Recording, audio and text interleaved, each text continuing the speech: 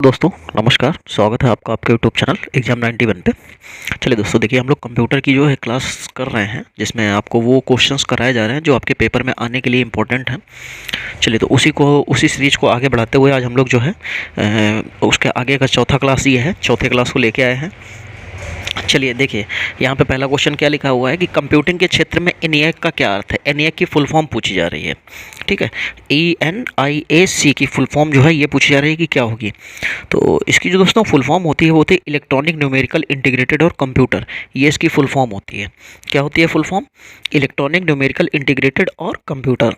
तो electronic numerical integrated advance computer है, काट दीजिए इसको। फिर इलेक्ट्रॉनिक न्यूमेरिकल इंटीग्रेटेड और कंप्यूटर, बिल्कुल सही हो जाएगा।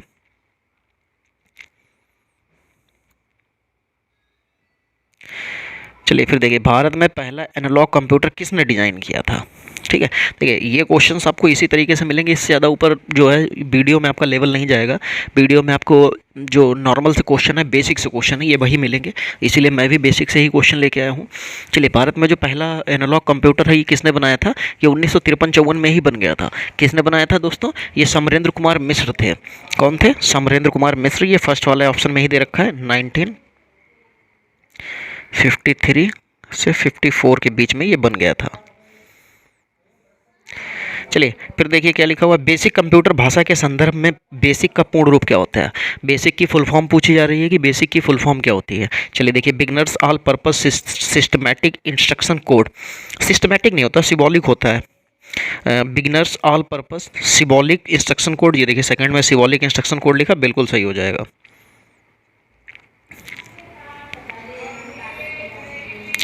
चलिए फिर देखिए, तीसरी पीढ़ी के कंप्यूटर में प्रयोग हुआ था। तीसरी पीढ़ी के कंप्यूटर में क्या प्रयोग हुआ था? जो तीसरी पीढ़ी के पहले में क्या हुआ था? Vacuum tube. दूसरे में ट्रांजिस्टर्स। फिर तीसरे में IC चिप। फिर चौथे में आपको जो है VLSI और पांचवें में ULSI। तो यहाँ पे इंटीग्रेटेड सर्किट यूज हो जाएगा। चलिए फिर आगे देखते हैं 55 क्वेश्चन नंबर में क्या दे रखा है। चलिए 55 में लिखा हो, कंप्यूटर शब्दावली में निबल को क्या कहते हैं। देखिए, जब निबल, फिर बाइट आते हैं, फिर बिट्स, ऐसे करके सारी चीज़ें लास्ट में जाके किलोबाइट आ जाता है। फिर किलोबाइट से मेगाबाइट आ जाता है, मेगाबाइट से गीगाबाइट आ जाता है, फिर टेराबाइट, जेटाबाइट, पेटाबाइट, इस तरीके से सारी चीज़ें आगे बढ़ती रहती हैं। तो ये क्या है? ये एक तरीके के मेमोरी के प्रकार है, मेमोरी के नाम है। तो जो कंप्यूटर शब्दावली में जो निबल होता है, ये सबसे छोटी जो है मेमोरी की जो है, कह सकते हैं कि इसी से मेमोरी का जो है पैटर्न स्टार्ट होता है। तो जो निबल होते हैं उसको क्या कहते हैं? कंप्यूटर शब्दावली में निबल को क्या कहते हैं? तो दोस्तों ये आधा बाइट होता है। एक बाइट बराबर होता है चार। एक बाइट बराबर 2 निबल या 4 निबल होते हैं, मुझे एग्जैक्टली अभी याद नहीं आ रहा है। तो जो देखो, एक 4 बिट एकत्रित, जब एक 4 बिट जब मिलते हैं तो वो आधा ऑक्टेट बनाते हैं, ठीक है। और इसको टेट्राड नाम से भी जाना जाता है। तो आधा बाइट बनाते हैं ये। चलिए 56 नंबर देखिए, किस कंपनी ने पहला माइक्रो प्रोसेसर 4004 बनाया था। बहुत बढ़िया क्वेश्चन है कि किस कंपनी ने पहला माइक्रो प्रोसेसर 4004 बनाया था।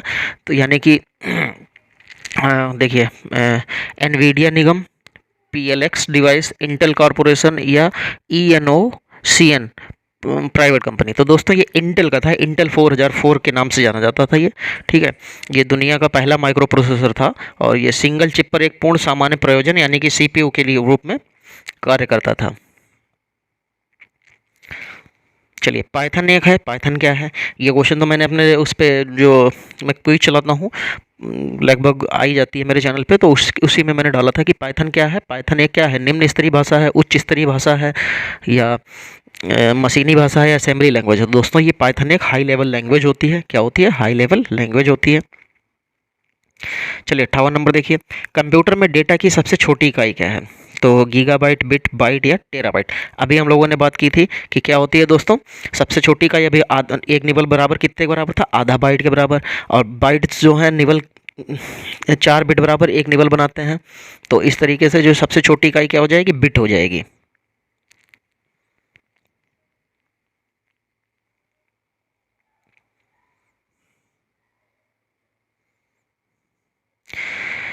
चलिए फिर देखिए 59 नंबर में क्या लिखा हुआ है। 59 नंबर में लिखा हुआ है कि निम्नलिखित में किसने कंप्यूटर प्रोग्रामिंग में बाइनरी लॉजिक और अंकगणित का नेतृत्व किया है? निम्नलिखित में से किसने कंप्यूटर प्रोग्रामिंग में बाइनरी लॉजिक और अंकगणित का नेतृत्व किया है? तो नॉम चॉम्स्की, लेस्ली लैम्पोर्ट, जॉन बेकस या क्लाउड शेनन। तो दोस्तों इनमें से जो क्लाउड शेनन आपको लिखे हुए हैं, क्लाउड शेनन को, इन्हीं को जो है जो इलेक्ट्रॉनिक संचार युग का जो है इन्हें पिता माना जाता है। इन्होंने ही बाइनरी लॉजिक और अंकगणित का नेतृत्व किया था। चलिए 60 नंबर देखिए। 60 नंबर में लिखा हुआ desktop computer, laptop computer, tablet और स्मार्टफोन के विभिन्न प्रकार हैं। ये किसके विभिन्न प्रकार हैं? सुपर कंप्यूटर के, मेन फ्रेम कंप्यूटर के, माइक्रो कंप्यूटर के या मिनी कंप्यूटर के। तो दोस्तों ये किसके हो जाते हैं? ये माइक्रो कंप्यूटर कहलाते हैं।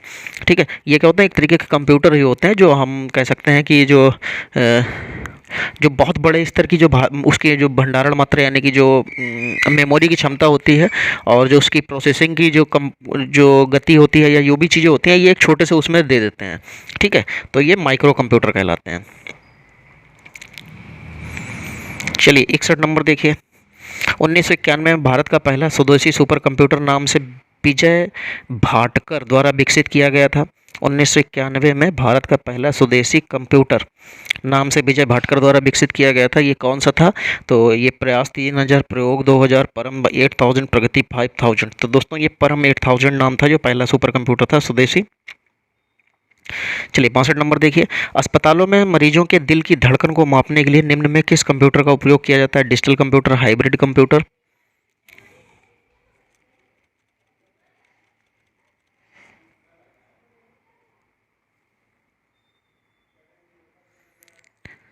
फिर मेन फ्रेम, एनालॉग कंप्यूटर। चलिए तो दोस्तों ये जो अस्पतालों में दिल की धड़कन को मापने के लिए जो कंप्यूटर प्रयोग किया जाता है उनको हाइब्रिड कंप्यूटर कहते हैं। यही कंप्यूटर होते हैं, इन्हीं की मदद से जो है, अब ऐसे समझ लीजिए चिकित्सा क्षेत्र में जितने भी कंप्यूटर यूज़ किए जाते हैं वे ज़्यादातर हाइब्रिड कंप्यूटर ही होते हैं। चलिए फिर देखिए 63 नंबर देखिए। 63 नंबर में क्या है? निम्नलिखित में किसने electronic discrete variable automatic computer यानी कि IDWAC का निर्माण किया जिसके प्रोग्राम और डेटा दोनों को रखने के लिए मेमोरी है? थॉमस एच फूल ने, आर्थर सैमुअल ने, वेलेस्ली पार्क ने और वॉन क्यून म्यून ने। तो दोस्तों ये किसने किया था? तो दोस्तों ये किया था जो जॉन वैन मून, जो जॉन वॉन न्यूमैन लिखा हुआ है, इन्होंने जो है IDWAC का कंप्यूटर का मतलब बनाया था। ठीक है, इसका मतलब क्या होता है? IDWAC का electronic discrete variable automatic computer, ये इसकी फुल फॉर्म होती है। चलिए निम्नलिखित में से किसने कंप्यूटर भाषा कोबोल का आविष्कार किया था? ये क्वेश्चन जब मैं पढ़ाता था UPPCL के लिए कंप्यूटर, वहाँ पे मैंने बहुत बार कराया है। ग्रेस मैरे हूपर थे, उन्होंने ही कोबोल भाषा का आविष्कार किया था। ये ग्रेस मरे हूपर, ये पहले ऑप्शन में दे रखा है। चलिए एक नंबर देखिए। एक कंप्यूटर में मुख्य मुद्रित सर्किट बोर्ड PCB है, क्या है PCB? चलिए देखिए, RAM read only memory, CPU central processing unit, RAM random access memory या मदरबोर्ड। तो दोस्तों ये जो मदरबोर्ड आपको लिखा है ये यही मुख्य सर्किट बोर्ड या PCB होता है। यही आपके कंप्यूटर को केंद्रित करता है, यही आपके कंप्यूटर को सब कुछ कंप्लीट करता है। कौन सी प्रक्रिया एक कंप्यूटर को शुरू करने और ऑपरेटिंग सिस्टम के आवश्यक भागों को रैम में लोड करने के लिए संदर्भित करती है? कौन सी प्रक्रिया कंप्यूटर को शुरू करने और ऑपरेटिंग सिस्टम के आवश्यक भागों को रैम में लोड करने के लिए संदर्भित करती है? तो दोस्तों स्वैपिंग, बूटिंग, मैपिंग या टैगिंग। तो ये बूटिंग होती है, ये बूटिंग प्रक्रिया ही होती है जो कंप्यूटर को शुरू करने और ऑपरेटिंग सिस्टम में आवश्यक भागों को रैम में लोड करने का काम करती है। अगर ये बूटिंग नहीं होगी तो आप कंप्यूटर को जो है ऑन नहीं कर पाएंगे। चलिए 67 नंबर देखिए, क्या लिखा हुआ 67 नंबर में? एक सॉफ्टवेयर प्रोग्राम में एक स्क्रीन को उपयोगकर्ता को एक समय में कई प्रोग्राम देखने की अनुमति देती है, कहलाती है क्या? स्प्रेडशीट, वर्ड प्रोसेसिंग, विंडो या शेयरवेयर। तो क्या होता है? एक सॉफ्टवेयर प्रोग्राम में एक स्क्रीन जो उपयोगकर्ता को एक समय में कई प्रोग्राम देखने की अनुमति देता है, तो दोस्तों वो विंडो होती है। चलिए फिर देखिए क्या लिखा हुआ, कंप्यूटर द्वारा विकसित, कौन सा कंप्यूटर द्वारा विकसित, अच्छा कौन सा भारत द्वारा विकसित एक सुपर कंप्यूटर है? भारत द्वारा विकसित परम युवा 2, ऑनशेप, बेंगेज या पिक्सेर। तो भारत द्वारा जो है कंप्यूटर कौन सा था जो सुपर कंप्यूटर था? ये परम युवा 2 जो था यही भारत द्वारा विकसित था।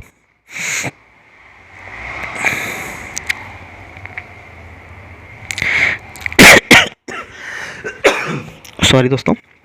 चलिए 69 नंबर देखिए, डिजिटल कंप्यूटर के संदर्भ में अंकों के निम्नलिखित जोड़ों में से किस जोड़ों में बाइनरी कोड कहा जाता है? बाइनरी कोड क्या होता है? हमेशा टू के पेयर में चलते हैं। टू पेयर कौन कौन से होते हैं? इसका टू पेयर होता है, एक तो 0, दूसरा 1, यही उसके टू पेयर होते हैं। ठीक है, कंप्यूटर भी सिर्फ इसी लैंग्वेज को समझता है, 0 और 1 को। कंप्यूटर और कुछ नहीं समझता, कंप्यूटर होता है अनपढ़। आप कंप्यूटर को पागल बना सकते हैं, बट आपको उसको पागल बनाने के लिए आपको 0 और 1 में कोडिंग ऐसी करनी पड़ेगी कि कंप्यूटर उसको ही समझता है, आप उसको ही उधर से उधर करिए, आप कंप्यूटर को पागल बना सकते हैं। चलिए 70 नंबर, कंप्यूटर प्रौद्योगिकी दिग्गज इंटेल का मुख्यालय में है, कहाँ पे है? ये दोस्तों पड़ेगा आपको, ये जो कैलिफोर्निया है, ठीक है, ये आपको वहीं पे पड़ेगा। जो मुख्यालय है वो कैलिफोर्निया में एक एरिया पड़ता है सांता क्लारा, ये उसमें आपको मिलेगा। चलिए 71 नंबर देखिए, कंप्यूटर और संचार प्रौद्योगिकी के संदर्भ में 1 मेगाबाइट के बराबर होता है, 1 MB बराबर होता है 1024 KB के, 1024 किलोबाइट के। चलिए, एक साधारण उपकरण जिसका उपयोग या तो विद्युत परिपथ को तोड़ने के लिए या उसे पूरा करने के लिए किया जाता है, ट्रांजिस्टर, स्विच, संधारित्र या प्रतिरोधी। जब भी कभी हम साधारण उपकरण जिसका उपयोग विद्युत परिपथ को तोड़ने के लिए किया जाता है, आप एक चीज़ बताइए, जैसे बल्ब जब हम लोग जलाते हैं तो उसमें बीच में क्या करते हैं हम लोग? बल्ब के जो स्विच होता है उसी को तो ऑन करते हैं। स्विच से क्या होता है कि आप करंट को उधर भेज सकते हैं और रोक सकते हैं, तो उसको तोड़ने का काम स्विच का होता है। चलिए, आस्की का पूर्ण रूप पूछा जा रहा है कि आस्की का पूर्ण रूप क्या होता है? आस्की का पूर्ण रूप होता है American standard code for information interchange. तो American standard code for information interchange, ये देखिए आपको फर्स्ट वाले ऑप्शन में ही दिखाई दे रहा होगा, American standard code for information interchange. चलिए, विंडो को अधिकतम करने का अर्थ क्या है? ये कहा जा रहा है हमसे कि बताना है कि विंडो को अधिकतम करने का क्या अर्थ है। तो देखो, विंडो को जब अधिकतम करते हैं तो उसको मैक्सिमाइज करते हैं, जब कम करते हैं तो मिनिमाइज करते हैं। तो फाइलों की तरह अंदर डालना, क्षमता तक भरना, डेस्कटॉप फिट करने के लिए पर्याप्त विस्तार करना, इसे रिसाइकिल बिन में करना। तो क्या हो जाएगा? ये डेस्कटॉप पर फिट करने के लिए पर्याप्त विस्तार करना, यानी कि मैक्सिमाइज करना। चलिए, फिर क्या लिखा है? कंपाइलर एक है। कंपाइलर क्या होता है? मशीनी स्तर की भाषा को उच्च स्तर की भाषा में परिवर्तित करता है, ये होता है कंपाइलर। उच्च स्तर की भाषा को भाषा से दूसरे में अनुवाद के लिए एक कार्यक्रम, कंप्यूटर हार्डवेयर का एक संयोजन, या इनमें से कोई नहीं। तो जो कंपाइलर होता है दोस्तों, वो मशीनी स्तर की भाषा को उच्च स्तर से अनुवाद करने के लिए प्रोग्राम किया जाता है।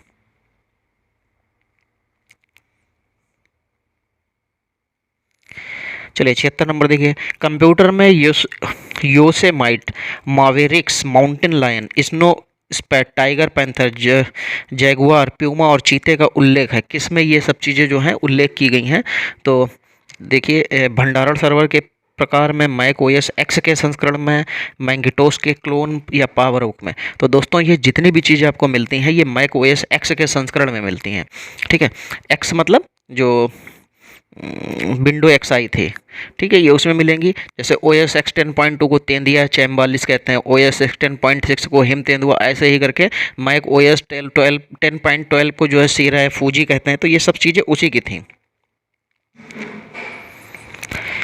किसी ऑन कंप्यूटर को फिर से शुरू करना क्या कहलाता है? Cold booting, shutdown, warm booting या लॉगिंग ऑफ। तो दोस्तों देखो, जब भी कभी हम लोग जो है किसी ऑन कंप्यूटर को फिर से शुरू करना होता है तो उसको क्या कहते हैं? वार्म बूटिंग कहेंगे। तो जब हमारा कंप्यूटर जब कंप्यूटर जो होता है ऑन होता है लेकिन हम उसको रीस्टार्ट करते हैं, एक तरीके से ये समझ लीजिए, तो उसको वार्म बूटिंग कहते हैं।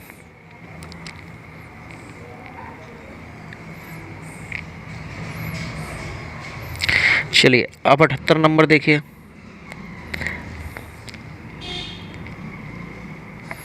फिर लिखा है कोल्ड बूटिंग क्या है? तो जब वार्म बूटिंग जब हमारा जो है रीस्टार्ट करने को होता है, तो कोल्ड बूटिंग होता है जब बंद कंप्यूटर होता है उसको ऑन करना। तो सर्दियों के मौसम में बूटिंग, कमरे के तापमान कम होने तक कंप्यूटर चलाना, लंबे समय के बाद कंप्यूटर चलाना, मुख्य स्विच में कंप्यूटर चालू करना। ये देखिए, मुख्य कंप्यूटर से जब हम चालू करेंगे तो उसको कोल्ड बूटिंग कहेंगे। जब आप कंप्यूटर चालू करते हैं तो बूट अप स्टोरेज जिस पर निर्माता और डेटा मॉनिटर पर बायोस संस्करण प्रदर्शित होता है कहलाता है, क्या कहलाता है? जब आप कंप्यूटर चालू करते हैं तो बूट अप स्टोरेज जिस पर निर्माता और डेटा मॉनिटर पर बायोस संस्करण प्रदर्शित होता है क्या कहलाता है? अच्छा, तो बूट स्ट्रैप कहलाता है, power on self test POST कहलाता है, या सिस्टम कॉन्फ़िगरेशन कहलाता है, या कर्नेल लोड हो रहा है ये कहलाता है? तो सिस्टम कॉन्फ़िगरेशन होता है जब बायोस संस्करण जो है प्रदर्शित करना कहलाता है। जो तो यो जो है आपका क्या कहलाता है? सिस्टम कॉन्फ़िगरेशन कहलाता है। चलिए अब हमारे देखिए सेंट्रल प्रोसेसिंग यूनिट यानी कि सीपीयू से रिलेटेड क्वेश्चंस आ गए हैं। चलिए 80 नंबर देखिए। निम्नलिखित में कौन से सीपीयू के 3 मुख्य घटक हैं? अंकगणितीय लॉजिकल इकाई और रोम रैम। ठीक है, सेंट्रल प्रोसेसिंग यूनिट, रजिस्टर या रैम, फिर नियंत्रक इकाई, अंकगणितीय लॉजिक इकाई, या रैम। नियंत्रक इकाई और अंकगणितीय इकाई और रजिस्टर, यही तीनों हो जाते हैं जिसको हम लोग ये नियंत्रण इकाई यानी कि ये कंट्रोल यूनिट सीयू होता है, अंकगणितीय ये एएलयू होता है, और लास्ट में रजिस्टर। रजिस्टर को तो रजिस्टर ही कहा जाता है। तो जो आपके जो 3 प्रोसेसर होते हैं, मतलब 3 कंप्लीट प्रोसेसिंग की जो कंट्रोल प्रोसेसिंग यूनिट सीपीयू के जो पार्ट होते हैं उसको कहते हैं एएलयू, दूसरा जो है सीयू और रजिस्टर, ये 3 पार्ट होते हैं उसके। चलिए फिर 81 नंबर देखिए। 81 एएलयू का फुल फॉर्म पूछी गई है, तो एएलयू की फुल फॉर्म होती है अर्थमेटिक लॉजिक यूनिट। ये हम लोग पहले भी कई बार कर चुके हैं। ठीक है, क्या होती है एएलयू की फुल फॉर्म? एएलयू की फुल फॉर्म होती है अर्थमेटिक लॉजिक यूनिट। ये जो है आपके जितने भी अर्थमेटिक अंकगणितीय गणनाएं होता है यही करता है। चलिए फिर देखिए सीपीयू कंट्रोल यूनिट का क्या कार्य है? डेटा को प्राथमिक भंडारण में स्थानांतरित करने के लिए, कार्यक्रम निर्देशों को स्टोर करने के लिए, संचालन के अनुक्रम को नियंत्रित करने के लिए, कार्यक्रम निर्देशों को डिकोड करने के लिए। तो जो है आपका जो सीपीयू का काम क्या होता है? इसका काम होता है संचालन के अनुक्रमों को नियंत्रित करने के लिए, यानी कि जब हम कंप्यूटर को चला रहे हैं तो उसके प्रोसेस और बाकी सभी चीज़ों को नियंत्रित करने के लिए कंट्रोल, जैसा कि उसका नाम कंट्रोल, तो पूरी यूनिट को वो कंट्रोल करने का काम कंट्रोल यूनिट का होता है। चलिए 83 नंबर। निम्नलिखित में से किस पीढ़ी के कंप्यूटरों ने पहली बार अपने सीपीयू में इंटीग्रेटेड सर्किट का इस्तेमाल किया था? आईसी का किस पीढ़ी में इस्तेमाल किया था? पहली में क्या किया था? वॉल्व या वैक्यूम ट्यूब का इस्तेमाल किया था, दूसरे में ट्रांजिस्टर्स का, तीसरे में आईसी चिप का, चौथे में वीएलएसआई, और पाँचवें में यूएलएसआई। तो किस पीढ़ी में यूज किया था इंटीग्रेटेड सर्किट? तीसरी पीढ़ी में। चलिए देखिए ये चीज़ें मैं हर बार जब आती हैं तब मैं बोलता हूँ, इसलिए जिससे आपको याद रहें। चलिए प्रोसेस्ड डेटा को किस नाम से जाना जाता है? जो प्रोसेस्ड डेटा होता है, तो जो प्रोसेस्ड डेटा होता है उसको किस नाम से जाना जाता है? तथ्य, रिसाव, सूचना या डेटा? तो दोस्तों उसको सूचना नाम से जाना जाता है।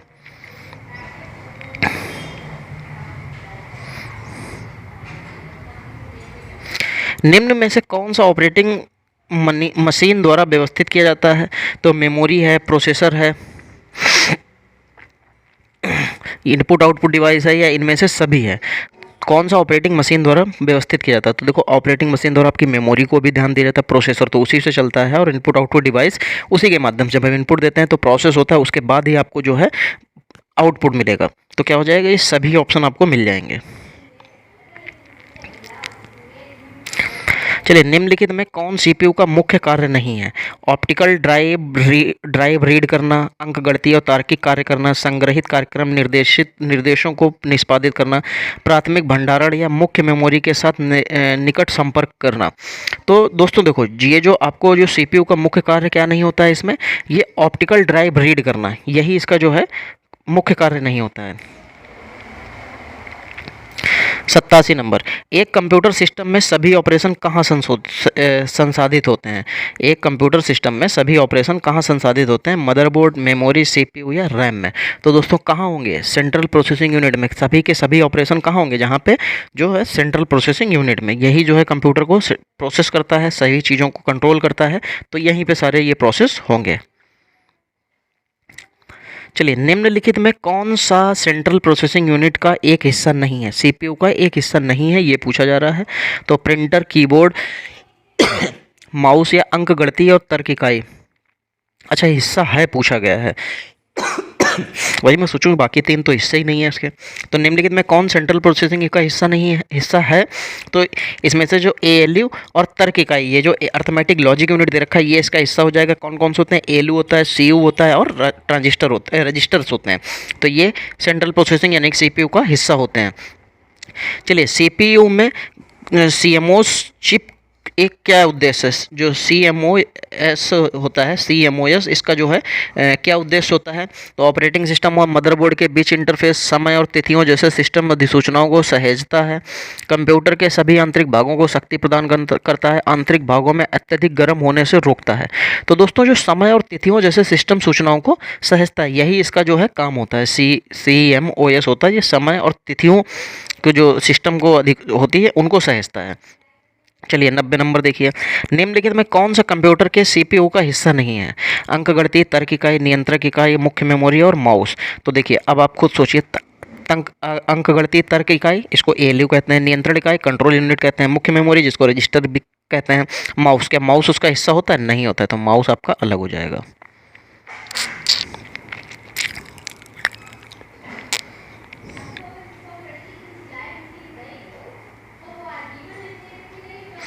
चलिए CPU का वह भाग जो लॉजिकल ऑपरेशंस करता है क्या कहलाता है? अब CPU का वह भाग जो लॉजिकल काम करता है तो लॉजिकल यूनिट कहलाएगा। वो क्या कहलाएगा? Logical unit. यानी कि लॉजिकल यूनिट कौन होता है? ALU होता है, तो ALU इसकी पार्ट हो जाएगा। चलिए फिर देखिए 92 नंबर, निम्नलिखित में कौन अंकगणितीय और तार्किक संचालन करता है? अंकगणितीय और तार्किक संचालन करता है तो storage unit, CPU input unit और रैम, अंकगणितीय और तार्किक संचालन। तो ये कौन करेगा? देखो स्टोरेज यूनिट तो कर नहीं सकता, वो उसका काम स्टोर करना होता है। CPU में यही होता है, अंकगणित ALU होता है और रजिस्टर होता है और CU होता है। तो ये CPU का पार्ट होता है, तो अंकगणितीय और ALU का काम जो है वही करेगा। चलिए 93 नंबर, निम्नलिखित में कौन सा कंप्यूटर का दिल है? रैम, ALU, CPU और माइक्रो प्रोसेसर। जो उसकी सभी चीज़ों को कंट्रोल करता है, जैसे हमारा दिल जो है पूरे बॉडी को जो है रक्त प्रवाहित करता है, उसी से पूरी बॉडी चलती है। तो क्या होता है? यही उसका दिल कहलाएगा, CPU।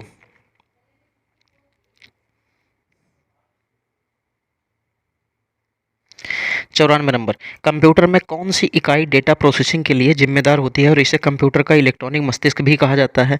तो देखो जब 94 नंबर में ये लोग जो क्वेश्चन पूछ रहे हैं, ये बहुत अच्छा क्वेश्चन है। अगर आप इसको समझ के नहीं करते हैं तो आप गलत कर लेंगे। इसने पूछा है कंप्यूटर में कौन सी इकाई डेटा प्रोसेसिंग के लिए जिम्मेदार है और इसे कंप्यूटर का इलेक्ट्रॉनिक मस्तिष्क भी कहा जाता है? तो ये CPU होता है। क्या होता है दोस्तों? CPU। चलिए 95 नंबर, निम्न में कौन सी एक बहुत सी उच्च गति वाली सेमीकंडक्टर मेमोरी है जो CPU को गति प्रदान करती है? तो प्राथमिक मेमोरी, मुख्य मेमोरी, प्राथमिक मेमोरी और कैश मेमोरी। तो यहाँ पे ये जो 95 नंबर में जो आपके सामने लिखा है, इसको आप लोग बहुत से लोग इसको मुख्य मेमोरी पे चले जाएंगे, लेकिन दोस्तों यहाँ पे मुख्य मेमोरी नहीं होती है। CPU को गति कौन प्रदान करती है? कैश मेमोरी, जिसको हम लोग जब अपने मोबाइल में कई बार जो होता है कैश मेमोरी को क्लीन करते हैं तो स्पीड, किसकी स्पीड बढ़ाता है? वो CPU की स्पीड, जो प्रोसेसर की स्पीड होती है उसको बढ़ा देता है। तो इसकी CPU को गति प्रदान करने के लिए हमको कैश मेमोरी को जो है खाली करना पड़ता है। 96 number, central processing unit CPU को गति को में मापा जाता है, एक CPU चक्र का प्रतिनिधित्व करता है। इसकी जो सेंट्रल प्रोसेसिंग यूनिट की जो गति होती है उसको हम लोग किस में मापते हैं? हर्ट्ज में मापते हैं। किस में मापते हैं दोस्तों? हर्ट्ज जो होती है इसकी इकाई, उसमें मापते हैं।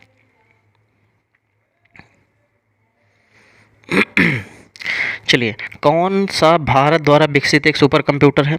परम युवा 2 और ऑनशेप या प्रतिशोध या पिक्सेर। तो आपको आसानी से पता होगा कि परम युवा 2 जो है यही भारत का सुपर कंप्यूटर था। चलिए 98 नंबर, निम्न में कौन सा पेंटियम से संबंधित है? तो निम्न में कौन सा शब्द पेंटियम से संबंधित है? DVD, micro processor, input output. तो ये पेंटियम से संबंधित कौन है? Micro processor.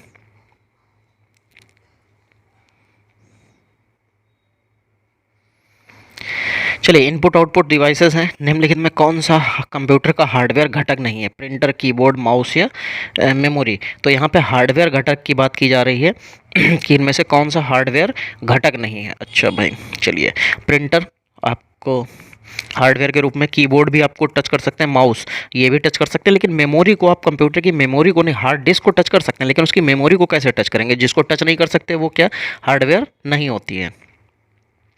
चलिए 100 नंबर देखिए, 100 नंबर में क्या लिखा हुआ है कि वह डिवाइस जो कंप्यूटर को राउटर या ब्रॉडबैंड नेटवर्क से जोड़ती है कहलाती है, क्या कहलाती है दोस्तों?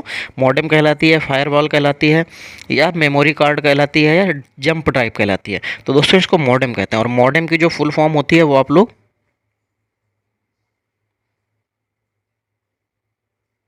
कमेंट में बताइएगा। बहुत छोटी सी इसकी फुल फॉर्म होती है, बहुत ज़्यादा बड़ी नहीं है, बहुत अच्छी फुल फॉर्म है, बहुत बार पूछी जा चुकी है, इसलिए मैंने भी आपसे पूछा कि कंप्यूटर में जो मॉडेम की जो फुल फॉर्म होती है वो क्या होती है, आप लोग मुझे कमेंट में करके बताइएगा। चलिए दोस्तों, आज की क्लास यहीं पर समाप्त करते हैं। अगर आपको ये सेशन अच्छा लगा है तो वीडियो को लाइक कीजिए और शेयर कीजिए, और जो लोग नए हैं चैनल को सब्सक्राइब जरूर कर लीजिएगा। चलिए दोस्तों, मिलते हैं अगली क्लास में, तब तक के लिए जय हिंद।